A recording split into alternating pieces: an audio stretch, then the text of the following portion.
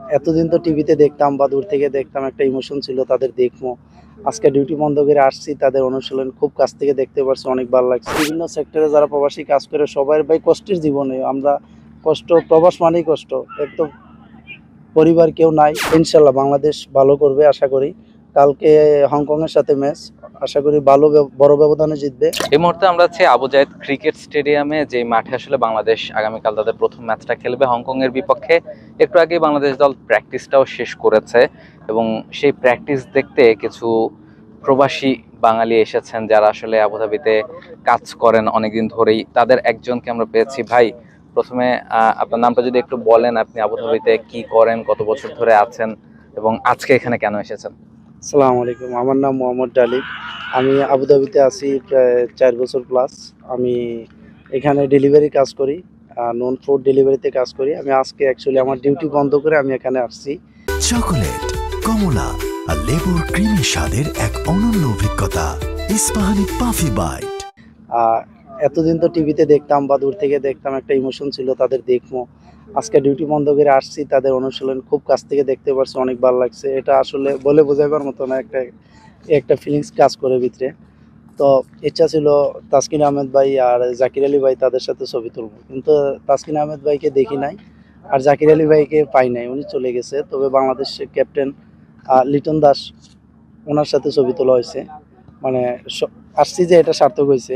অনুশীলনে দেখছি লিটন দাস এমনিতে খুব ভালো, হাই দিছি, উনি দাঁড়াইছে, ছবি তুলছি। তাছাড়া ও সাইফ হাসান ভাই, ওনার সাথেও ছবি তুলছি। আপনি বলছিলেন যে ডেলিভারি বন্ধ করে এসেছেন, কিন্তু আপনি তো ডেলিভারি পোশাক পরা আসলে, মানে আপনি কি কাজে বের হয়েছিলেন তারপর এসেছেন এরকম কিছু? হ্যাঁ হ্যাঁ, আমি এখনো ডিউটিতে আছি। আমার আমি অর্ডার নিয়ে আসছিলাম, এখানে অর্ডার ডেলিভারি করছি করে আমি যাইতেছিলাম। তো এখান দিয়ে রাস্তা দিয়ে যাইতেছিলাম, আমি বাইক নিয়ে এখানে চলে আসছি। এখানে আমার বাইক। তো এখনো আমি অনলাইনে আছি, ডিউটিতেই আছি। আমার ডিউটি রাত্রি 1টা পর্যন্ত, এখন বোধহয় 11টা বাজে, 10টা 11টা। তা আমার আরও 1 ঘন্টা 2 ঘন্টা ডিউটি আছে। এখন আমি ড্রেস, এই জন্য আমার পরনে ড্রেস আছে। এখানে তো আসলে জীবনটা আসলে বেশ কঠিন, এখানে সার্ভাইভ করা, স্পেশালি প্রচুর এক্সপেন্সিভ। বাংলাদেশিরা যারা এখানে আসেন কাজ করতে তাদেরকে আসলে অনেক কষ্ট করতে হয়।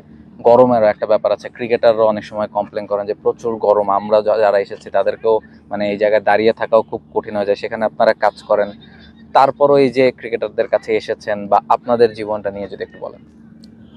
না, আমরা তো এখানে ডেলিভারি কাজ করি, আসলে এটা অনেক কষ্টের। কষ্ট আবার সুখ আছে, কষ্ট করলে তো সুখ পাওয়া যায়। তা আমরা ডেলিভারি কাজ করি এখানে। এখন জুন জুলাই আগস্টে 3 মাস অতিরিক্ত গরম থাকে। 47, 40, 50 ডিগ্রি সেলসিয়াস হইলেও এটা আপনার ফিলস হয় 55 ডিগ্রি, ইভেন 60 ডিগ্রিও হয়। তো এটাতে আমরা অ্যাডজাস্ট হয়ে গেছে। আমরা যারা ডেলিভারি লাইনে কাজ করি, আমরা এতটা এই গরমেই কাজ করতে হয়, কারণ রোদ্রের টাইমে, দুপুরে ডিনার খানার টাইমে, ওই সময় রাত্রে রাত্র হিউমিডিটি থাকে প্রচুর, মানে একটা গরমই থাকে।